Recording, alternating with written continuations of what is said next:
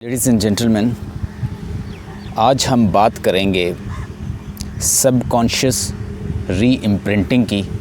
आज हम डिस्कस करेंगे कि कॉन्शियस माइंड क्या होता है और सबकॉन्शियस माइंड क्या होता है। आप में से बहुत सारे स्टूडेंट, स्पेशली मेरे स्टूडेंट, एमए इंग्लिश के स्टूडेंट, बीएस के स्टूडेंट और एमफिल लिंग्विस्टिक के स्टूडेंट, वो मुझसे डिमांड कर रहे हैं कि सर आप उर्दू में अपनी वीडियो बनाएं। तो जैसे मैं पहले इंग्लिश में वीडियो बनाता हूँ, तो आज मैंने सोचा कि मैं आपको डीपली इस कंसेप्ट को क्लियर करूँगा कि कॉन्शियस माइंड क्या होता है और सबकॉन्शियस माइंड क्या होता है। देखें, आप किसी भी सिगरेट पीने वाले से, किसी भी नशा करने वाले से, किसी भी एडिक्शन में जो इन्वॉल्व है उससे आप अगर कोई क्वेश्चन करें, मतलब आप एक टेंशन लेने वाले से अगर ये पूछें जो डिप्रेस्ड रहता है, एंक्शियस है और बहुत ज़्यादा टेंशन में, आप उससे पूछें कि आप टेंशन लेते हैं, आप डिप्रेस्ड हैं, तो वो आपको आगे से आंसर देगा कि मैं तो डिप्रेस्ड नहीं हूँ। मतलब वो अपना आंसर आपको कॉन्शियस माइंड से दे रहा होता है। तो असल में कॉन्शियस माइंड एक लॉजिकल माइंड है जो कि प्री फ्रंटल कॉर्टेक्स में मौजूद है। What does it do? It works like a filter. ये एक फ़िल्टर की तरह काम करता है। जब एक बच्चे की उम्र राउंड अबाउट 4 to 5 ईयर होती है तो वो एक हिप्नोटिक स्टेट में होता है। हिप्नोसिस एक ग्रीक वर्ड है और इसका मतलब है स्लीप।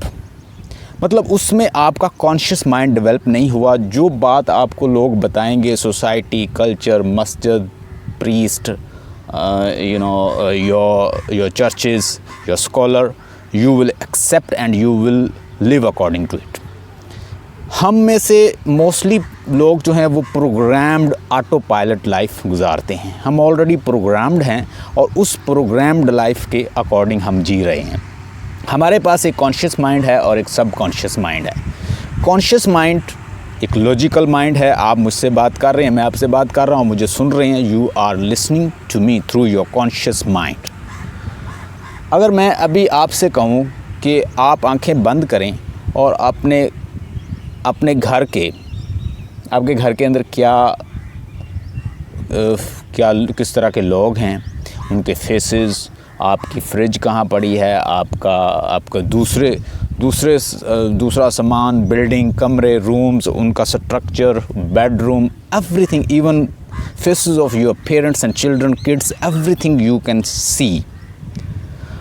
अगर आपसे मैं कॉन्शियसली बात करूं तो मतलब आप मुझे सुन रहे हैं, मैं आपको सुन रहा हूं। हम ये कॉन्शियस माइंड के थ्रू कर रहे हैं। लेकिन सब कॉन्शियसली आप अपने घर वालों के जो फेसेस हैं वो देख सकते हैं, आप चेहरे देख सकते हैं, आप उनको फील कर सकते हैं। हर चीज़ आप साथ साथ महसूस कर रहे हैं। तो इसका मतलब ये है कि हमारे पास दो माइंड हैं। एक है हमारे पास कॉन्शियस माइंड और दूसरा है सब कॉन्शियस माइंड। तो हम मोस्टली काम जो है अपने सब कॉन्शियस माइंड से ही करते हैं। कॉन्शियस माइंड के ज़रिए तो लॉजिकल होना पड़ता है, एक न्यू वे से गुजारना पड़ता है और हमारा माइंड जो है हमेशा कंफर्ट जोन में रहना चाहता है।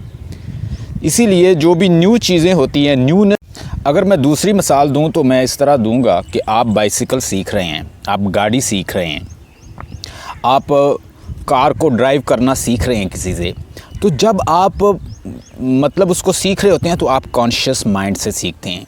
लेकिन जैसे ही आपको 6 मंथ हुए, 7 मंथ हुए, आपने उसको फुल्ली लर्न कर लिया, अब आप अपने सब कॉन्शियस माइंड के ज़रिए गाड़ी चला रहे हैं। Even you are talking to some people, you are driving bicycle, you are driving bike, you are driving your car, you are driving whatever you are driving.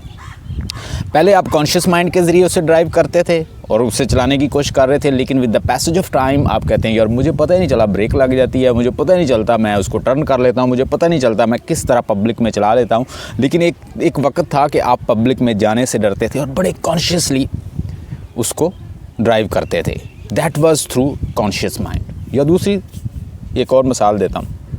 आपको किसी नहर में, कैनाल के अंदर छोड़ दिया जाए और आपको जस्ट थ्योरी बताई जाए कि भाई आपने इस तरह हाथ पांव मारने हैं और एक किनारे से आपने दूसरे किनारे पर जाना है। मतलब पानी को एक साइड पे ऐसे फेंकते जाना है और आपने हाथ पांव मारने हैं और यहाँ से आपने दूसरी साइड पे जाना है। मतलब कॉन्शियसली आपने इसको लर्न कर लिया, आपको बता दिया गया कि पानी को किस तरह आपने साइड पे करना है और किस तरह अपनी टांगों और हाथों से आपने एक जगह से दूसरी जगह पे जाना है। मतलब आपने थ्योरी सुन ली, उसको पढ़ भी लिया, सुन भी लिया, सब कुछ you have learned it through conscious mind. लेकिन सब कॉन्शियस माइंड ने अभी नहीं सीखा। आप उसी नहर के अंदर या किसी भी कैनाल के अंदर आप कूदते हैं तो 99% चांसेस है कि आप डूब जाएंगे, क्योंकि कॉन्शियस माइंड ने नहीं सीखा। आपने जस्ट उसकी थ्योरी सुनी है। तो सब कॉन्शियसली आप चीज़ों को तब लर्न करते हैं जब वो एक बॉडी का हिस्सा बन जाती है। हमारे बॉडी के अंदर बहुत सारे ऐसे ट्रिगर्स पड़े होते हैं कि जैसे ही उसे हम देखते हैं तो हमारे मुंह में पानी आ जाता है। मतलब एक ख़ास किसी होटल के पास गुजरे और उनका टेस्ट जब आप उसको इमेजिन करते हो, जब सोचते हो, तो आपके मुंह में पानी आ जाए। इसी तरह इवान पावलोव एक रशियन साइंटिस्ट था। उसने कुछ डॉग्स लिए और वो उनको गोश्त खिलाता, मीट खिलाता और साथ एक घंटी बजाता। तो सम टाइम लेटर उसने क्या किया कि वो जैसे ही घंटी बजाता तो उनके मुंह से पानी शुरू हो जाता। तो यही कंडीशन हमारे बॉडी की है। हमारा बॉडी भी सम टाइम कंडीशन हो जाता है। सिचुएशन आई वैसी, बॉडी उसी सिचुएशन में चला गया। ख़ास स्मेल आई, उसी सिचुएशन में चला गया। मतलब हमारा जो बॉडी है, हमारा जो माइंड है, कुछ सेंसरी चीज़ों को ज़्यादा परसीव करता है, जिसमें हमारे पास विजुअल्स हैं, ऑडियो है, कैनेस्थेटिक्स जो चीज़ें हैं उनको, और फिर ऑल्फैक्टरी और गस्टेटरी, यानी touch, taste, sound, sight, smell. इन चीज़ों को बड़ा क्विकली परसीव करता है। जिस शख्स की लैंग्वेज सेंसरी रिच होती है, सेंसरी रिच लैंग्वेज को बड़ी क्विकली परसीव करता है। आप कोई ऐसी चीज़ इमेजिन नहीं कर सकते जो आपने अपनी सेंसेस के ज़रिए नहीं देखी। मतलब जो भी इमेजिन करोगे वो पहले आपने कुछ देखी होगी शेप, तो वो बनेगी। तो आज मैं आपके साथ कुछ टेक्निक इसी तरह की शेयर करूंगा कि हम जो भी बनाते हैं माइंड के ज़रिए, वो अपने सबकॉन्शियस में उसको एक मीनिंग्स देते हैं और फिर वो एक चीज़ बन जाती है। न्यूरो लिंग्विस्टिक प्रोग्रामिंग हमें एम्पावर करती है कि जब आप न्यूरो लिंग्विस्टिक प्रोग्रामिंग को सीखते हैं तो you can reprogram, reshape, reset, reimprint your mind. So how we are going to reimprint our mind through NLP techniques. आज मैं आपके साथ कुछ टिप्स एंड ट्रिक्स NLP से शेयर करूंगा। उन NLPs की टेक्निक्स के साथ आप अपने माइंड को रीप्रोग्राम कर सकते हैं। आप इमेजिन करें कि आपके पास रेत है, सैंड है, और इसी को आप समझें कि आपका एक प्रोग्राम आपके माइंड में पड़ा है रेत की तरह। आप उस रेत के ऊपर जो मर्ज़ी लिख लें। मतलब आपने वहाँ उस पे ऊपर लिख दिया पाकिस्तान, तो मतलब मीनिंग के पाकिस्तान बन गया। उसको मीनिंग आप दे सकते हैं। आप उसी रेत के ऊपर बना लें, कोई और नक्शा बना लें, पैटर्न बना लें। आप उसी रेत के ऊपर किसी और कंट्री का नाम लिखें, आप उसी रेत से जो मर्ज़ी लिखें। मतलब ये आपके हाथ में है कि आप अपने लिंग्विस्टिक और ब्रेन को मिला के लैंग्वेज जो आप वर्बल और अपने मुंह से प्रोड्यूस करते हैं, और स्पेशली न्यूरॉन्स जो आपके ब्रेन के अंदर है, इन दोनों के कॉम्बिनेशन से जैसा मर्ज़ी प्रोग्राम बना लें। मतलब आपके पास, लेट्स सपोज, दूसरी मिसाल, आपके पास बहुत सारे ग्रेन्स हैं, उससे आप पाकिस्तान का नक्शा बना लें। बहुत सारे ग्रेन है, टर्की का नक्शा बना लें। बहुत सारे USA का नक्शा, रशिया का बना लें। यानी जो मीनिंग देना चाहते हैं, जैसा पैटर्न बनाना चाहते हैं, आप बना सकते हैं। NLP आपको एम्पावर करता है कि किस पैटर्न को हमने कैसे सीखना है और कैसे रीशेप और कैसे रीमॉडल और किस तरह से रीसेट करना है। तो न्यूरो लिंग्विस्टिक प्रोग्रामिंग आपको एम्पावर करेगा कि हाउ यू कैन रीशेप, रीपैटर्न, री इम्प्रिंट योर सबकॉन्शियस माइंड, और इसी को आप री इम्प्रिंट करके अपनी लाइफ को एफिशिएंट बना सकते हैं, हेल्दी बना सकते हैं, प्रोडक्टिव बना सकते हैं, कंस्ट्रक्टिव बना सकते हैं, पॉजिटिव बना सकते हैं, और हेल्दी, कंटेंटेड और सेटिस्फाइड लाइफ गुजार सकते हैं। आज मैं ये सारी चीज़ें, टेक्निक्स आपके साथ इजी लैंग्वेज में डिस्कस करूँगा और होप कि आप इसको लाइक करोगे। सबसे पहली चीज़ ये है कि अगर आप कोई चीज़ अपने सबकॉन्शियस माइंड के अंदर उतारना चाहते हैं तो उसको आप एक लॉजिक दें, आपका लॉजिकल माइंड जो है वो साइड पे हट जाएगा। मतलब हमारे पास एक लॉजिकल माइंड है और एक सबकॉन्शियस माइंड है। सबकॉन्शियस माइंड नहीं जानता कि इमेजिनेशन और रियलिटी में क्या फ़र्क है। उसे नहीं पता कि आप ऐसे कह लें कि एक आपके पास लॉजिकल माइंड है और एक सबकॉन्शियस माइंड है और ये दोनों भाई हैं और इन दोनों के दरमियान कोई ताल्लुक़ नहीं है। इसीलिए आप जब किसी से पूछते हैं आप टेंशन लेते हैं तो वो आपको कहेगा मैं तो टेंशन लेता ही नहीं। हालांकि उसने इतनी टेंशन ली है कि पूरे बॉडी को सबकॉन्शियस बना लिया और उसे पता ही नहीं चलता वो क्या सोच रहा है। तो कॉन्शियस माइंड उसको कभी भी ये बोलने नहीं देता कि आप टेंशन ले रहे हो। मतलब दो भाई हैं, कॉन्शियस और सबकॉन्शियस माइंड, लेकिन इन दोनों के दरमियान कोई लिंक नहीं है। वो इमेजिनेशन और रियलिटी में कोई फ़र्क नहीं जानता। यानी जब बच्चा 4-5 साल का होता है तो इसको हम कहते हैं हिप्नोटिक स्टेट, यानी उसमें लॉजिकल माइंड नहीं होता और डेवलप नहीं हुआ अभी। अब जो उसे आप बताएंगे वो वैसा ही प्रोग्राम अपना बना लेगा और उसकी लेटर लाइफ सारी प्रोग्राम्ड होती है। अगर वो कॉन्शियसली कोशिश कर ले, अवेयरनेस हासिल कर ले, तो फिर वो अपने उस प्रोग्राम को चेंज करके एक न्यू लाइफ गुजार सकता है। कार्ल यंग ने कहा था कि आप तब तक कामयाब नहीं हो जाते जब आपने अनकॉन्शियस को कॉन्शियस में टर्न नहीं कर लेते, उसको चेंज नहीं कर लेते। अदरवाइज़ आप हमेशा अपनी लक को ब्लेम देते रहोगे, अपनी फेट को, कि मेरे साथ तो किस्मत की वजह से ऐसा हो गया। So you must turn your subconscious into conscious. Conscious mind सिर्फ 5% है, जबकि 95% हमारा प्रोग्राम्ड माइंड, हैबिट माइंड और सबकॉन्शियस माइंड है।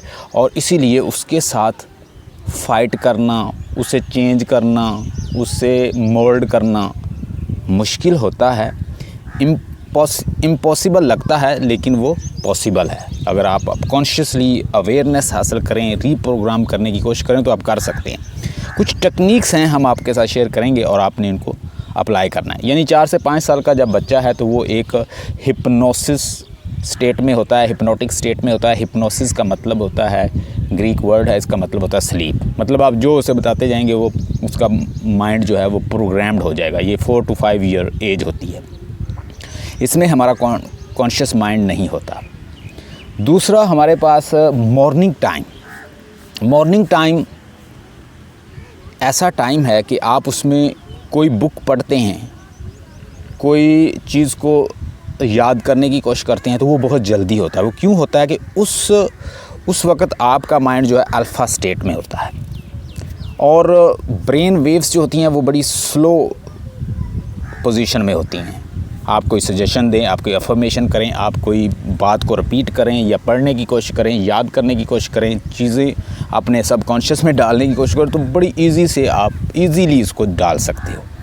इसीलिए अक्सर बच्चों से ये कहा जाता है कि वो मॉर्निंग टाइम पढ़ें, क्योंकि मॉर्निंग टाइम अल्फ़ा स्टेट में आपका ब्रेन है, स्लो वेव्स में होता है। आप उसको ईज़िली रिमेंबर कर सकते हो, रिमाइंड कर सकते हो। अच्छा, एक और टेक्निक ऐसी है कि अगर आपको कोई ऐसा बंदा कोई बात कह दे जो बड़ा लॉजिकल हो, फ़िलोसॉफ़िकल हो और ऑब्जेक्टिव हो, साइंटिफिक हो, आप उसके फॉलोअर भी हों, अगर वो आपको कोई बात कह दे तो आप वो इजीली सबकॉन्शियस में चली जाती है, क्योंकि वहाँ से सब कॉन्शियस माइंड जो है वो साइड पे हो जाता है ऐसी चीज़ों में। कोई बंदा आपको लॉजिक के साथ कोई चीज़ से कायल कर ले, वो डाटा भी आसानी आपके सबकॉन्शियस माइंड में चला जाता है। एक मैंने बताया हिप्नोटिक स्टेज, हिप्नोसिस, जो कि हमारी मतलब 4 से 5 साल एज में होता है, बच्चे की एज में होता है। दूसरा मैंने बताया कि लॉजिकली कोई प्रूव कर दे चीज़ को तो वो चला जाता है। एक सेंसरी रिच लैंग्वेज, अगर मैं अपनी लैंग्वेज के अंदर ऑल फैक्ट्री यूज़ करता हूँ, ज़्यादा से ज़्यादा इमेजेस यूज़ करता हूँ related to olfactory, gustatory और विजुअल्स, ऑडिटरी और kinesthetics, it is easy to enter in subconscious mind. बड़ा इजी है, we can enter data in subconscious mind. मिसाल के तौर पर मैं अभी आपसे बात करता हूँ, मैं एक गार्डन में गया, वहाँ पे कोयल की आवाज़ आ रही थी, नहर थी, उसके किनारे पे बहुत सायादार दरख्त थे, मैं उसके नीचे बैठा, मैं एक बड़ी ब्यूटीफुल परिंदों के सॉन्ग सुन रहा हूँ, ग्रीनरी थी, पानी चल रहा था, फसलें लहलहा रही थी, दरख्त जो थे वो ग्रीन थे, लंबे थे, चौड़े थे, ओल्ड थे, कदीम थे, तो आपको खुद फील हो रहा है कि वो पूरी इमेजेस आपके माइंड में बन रही है। इसको कहते हैं सेंसरी रिच लैंग्वेज। अगर आप सेंसरी रिच लैंग्वेज इस्तेमाल करते हो तो वो डाटा आसानी से आपके माइंड के सबकॉन्शियस माइंड में चला जाता है। हमारे माइंड के बारे में कहा जाता है कि माइंड जो है वो ब्रेन जो है वो वाटर की तरह है। मतलब वाटर भी अपने एक फ़्लो में बहता है, तो ब्रेन भी। आप इसको जितना कोशिश करेंगे एक चीज़ को हटाने की, ये अपने फ़्लो में ही चलता रहेगा। मतलब इसे ये ना कहो कि मैं बीमारी छोड़ना चाहता हूँ, मैं ये करना चाहता हूँ, बस उसे करके दिखाओ। उसे ये बताओ कि उसने करना क्या है। वो ये नहीं जानता जो आप बोल रहे हो, वो तो इमेज पकड़ लेगा। मिसाल के तौर पर मैं किसी चीज़ को भूलना चाहता हूँ, मैं बार बार कहता हूँ मैं उसे नहीं भूलूँगा, मैं उसे नहीं याद करूँगा, मैं उसे नहीं याद करूँगा, मैं ये नहीं करूँगा, मैं ये नहीं करूँगा, मैं उसे नहीं याद करूँगा, नहीं याद करूँगा, मैंने उसे भूल जाना, उसने मेरे साथ अच्छा नहीं किया, उसने ये किया, उसने वो किया, उसने ये किया। अच्छा, अगर ओवरऑल इस सब को देखा जाए तो इमेज किसका बन रहा है? जिसे मैं भूलना चाहता हूँ, जिसे मैं याद नहीं करना चाह रहा, उसे याद कर रहा हूँ। तो वो और पैटर्न जो है वो डीप होता जाएगा। आप बस अपने माइंड को बताएं कि उसके मुकाबले में मैंने और पैटर्न क्या बनाना है। मिसाल के तौर पर I want to leave one activity, एक मैं पैटर्न को छोड़ना चाहता हूँ, तो मैं पहले तो समझूँ। अगर मैं कहता हूँ कि ब्लैक एलिफेंट, तो ब्लैक एलिफेंट का फ़ौरन इमेज यहाँ पे बन गया। अगर मैं इस चीज़ को छोड़ना चाहता हूँ तो इसके मुकाबले में मैं करूँ क्या? माइंड को ये बताओ कि करना क्या है। उसे बताओ कि मैं किताबें पढ़ूंगा, मैं एक प्रोडक्टिव एक्टिविटी बनाऊंगा, और उसके मुकाबले में बड़ी ज़बरदस्त एक एक्टिविटी होगी जो मेरा इंटरेस्ट उसमें डेवलप कर दे। वो इंटरेस्ट फाइंड करो, पॉसिबिलिटी ढूंढो, ना कि इम्पॉसिबिलिटी। आप इम्पॉसिबिलिटी को डिस्कस करोगे, पैटर्न डीप होता जाएगा। मैं उसे नहीं याद करूँगा, किसको याद कर रहा हूँ उसको। तो एक और पैटर्न बनाओ कि करना क्या है माइंड ने। माइंड ये नहीं जानता कि व्हाट इज़ गोइंग ऑन। वो इमेजिनेशन और रियलिटी में फ़र्क नहीं जानता। इमेज देते जाओगे, वो पकड़ता जाएगा, डीप पैटर्न करता जाएगा। ज़िंदगी और वर्स होती जाएगी आपकी, वो और कॉम्प्लिकेट करता जाएगा उसको, वो पैटर्न को और डीप करता जाएगा। You have to create another pattern to reshift and reset and reprogram your mind, कि आपका कोई और पैटर्न बन जाए। हमारे माइंड के अंदर 100 बिलियन सेल हैं, और बिलियन सेल के आगे बहुत सारे सिनेप्सिस कनेक्शन है, थाउजेंड्स आगे उसके कनेक्शंस होते हैं। तो बहुत ज़्यादा कनेक्शंस हैं। तो इसलिए हमें ये बताना है कि भाई हमने करना क्या है। मॉर्निंग टाइम माइंड जो है वो बड़ा अच्छा काम करता है, स्लो ब्रेन वेव्स में होता है, और आप उसमें चीज़ों को रिकॉर्ड कर सकते हैं। हिप्नोसिस, और जिसको स्लीप स्टेट कहते हैं, हम बाज़ औक़ात हिप्नोसिस स्टेट क्रिएट करते हैं, हिप्नोटिक स्टेट में लाते हैं किसी को, जिसको आर्टिफिशियल स्लीप भी कहा जाता है। इसमें भी स्लो ब्रेन वेव में लाया जाता है माइंड को, और सबकॉन्शियस से कॉन्शियस माइंड हट जाता है और चीज़ें उसके अंदर चली जाती हैं। अफर्मेशन का मतलब होता है कि किसी चीज़ को रिपीटिशन देना। आप अगर चीज़ों को बार बार रिपीट करते हैं तो कभी ना कभी आपके सबकॉन्शियस माइंड में वो चली जाती हैं। मिसाल के तौर पर मैं अक्सर कभी तबलीगी जमात वालों को सुनता, तो वो कहते हैं कि अल्लाह बहुत बड़ा है, अल्लाह ने ये बनाया, अल्लाह ने वो बनाया, अल्लाह ने आसमान बनाया, ज़मीन बनाया। तो अब मुझे पता चलता है कि वो इसलिए कहते थे ताकि ये इमेज जो है इंसान के ब्रेन में बन जाए, माइंड में बन जाए। तो अफर्मेशन का मतलब होता है ऑटो सजेशन, रेपिटेशन, किसी चीज़ को बार बार रिपीट करना। तो उससे क्या होता है, जो मिसाल के तौर पर आपके एक थिन सी अगर वायर है तो उसे बार बार हिलाएं, आखिर वो टूट जाएगी। तो ये आपको क्या करता है, ये आपकी जो मतलब वो वायर है उसको तोड़ने में, जो पहले एक पैटर्न बना है उसको बार बार रिपीट करें चीज़ों को, तो वो भी उससे भी कभी ना कभी आपके जो डाटा है वो सबकॉन्शियस माइंड में जा सकता है। विजुअलाइजेशन जो है वो बड़ी इंपॉर्टेंट है। हमारा माइंड इमेजिनेशन और रियलिटी में फ़र्क नहीं जानता। See yourself rich, see yourself confident, see yourself beautiful, see yourself productive, see yourself constructive, see yourself, create your self image. कैसे self image बनाओगे? आपने अपने आप को देखना है कि I am progressing, I am improving, I am getting rich. तो you give good self image. इंसान जितने भी बैड सेल्फ इमेज के साथ होते हैं, नेगेटिव सेल्फ इमेज के साथ है, वो कभी तरक्की नहीं करते। प्रोग्रेस वो करता है जिसने अपनी पॉजिटिव सेल्फ इमेज बनाई है। हम बच्चे की सेल्फ इमेज डिस्टॉर्ट कर देते हैं, उसे पता ही नहीं होता कि मैं कौन हूँ। तो रिलैक्स्ड माइंड के साथ आप प्रोडक्टिव रिज़ल्ट दे सकते हैं। Confused, chaotic and confused mind does not produce good result. If you want to have good result, clear your thought, forgive other, leave other, free your mind from irrelevant garbage. तो आप progress करोगे, efficient हो जाओगे, smart हो जाओगे और जो आपने आवर्स में काम करना है वो मिनट्स में करोगे। मेडिटेशन आपको, आपके माइंड को बढ़ाती है।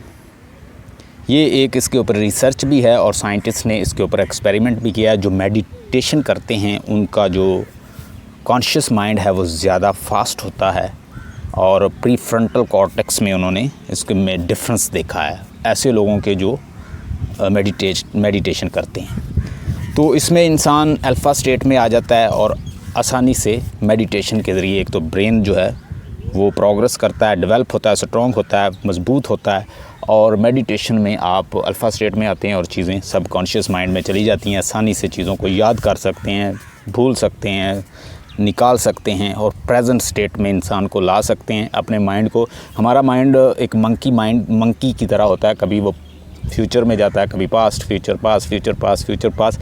But through meditation you can bring and time it and bring it into present state. Environment बड़ा अच्छा किरदार अदा करता है। इन्वायरमेंट बनाता है ब्लूप्रिंट, इन्वायरमेंट बनाता है अच्छे पैटर्न, इन्वायरमेंट आपको रिच करता है, इन्वायरमेंट आपको पुअर करता है। हम बचपन में ये सुनते हैं कि हम कभी कामयाब नहीं हो सकते, हम हैं ही गरीब और हम गरीब रहेंगे तो हम गरीब ही रहते हैं। तो अपने ब्लूप्रिंट्स को चेंज कर सकते हैं। मैं अक्सर एक मिसाल देता हूँ, अगर हमारे जैसे किसी बंदे को कहा जाए कि 1 करोड़ आपने 1 साल के अंदर कमाना है, 1 करोड़, तो वो फ़ौरन कहेगा मैं तो कमा नहीं सकता, क्योंकि ब्लूप्रिंट नहीं है, मेथड नहीं है, इन्वायरमेंट नहीं है, लोगों से सुना नहीं है, काम करने का तरीक़ाकार मौजूद नहीं है, रिसोर्सफुलनेस भी नहीं है और रिसोर्सेज भी नहीं है। You are not in a resourcefulness and you are neither in resourcefulness and not resources. तो ना रिसोर्सेज हैं ना रिसोर्सफुलनेस है आपके अंदर।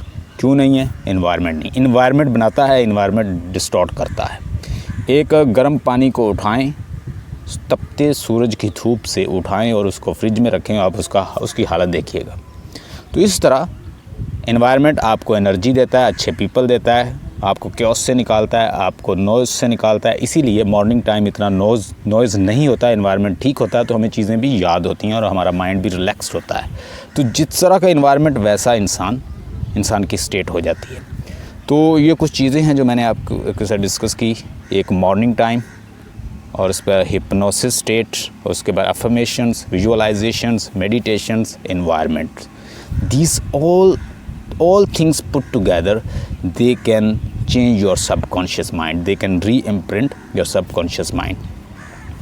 अगर आप इन चीज़ों को फॉलो करते हो तो नीचे कमेंट में लिखिए, और जो सी वीडियो आप चाहते हैं related to psychology, neurology, NLP और एनर्जी साइकोलॉजी, एपीजेनेटिक, जोन सी वीडियो आप चाहते हैं नीचे कमेंट में लिखें। इंशाल्लाह I will upload and I will make video, but you should share your ideas. I want that you should share your comments. Stay blessed and have a nice day.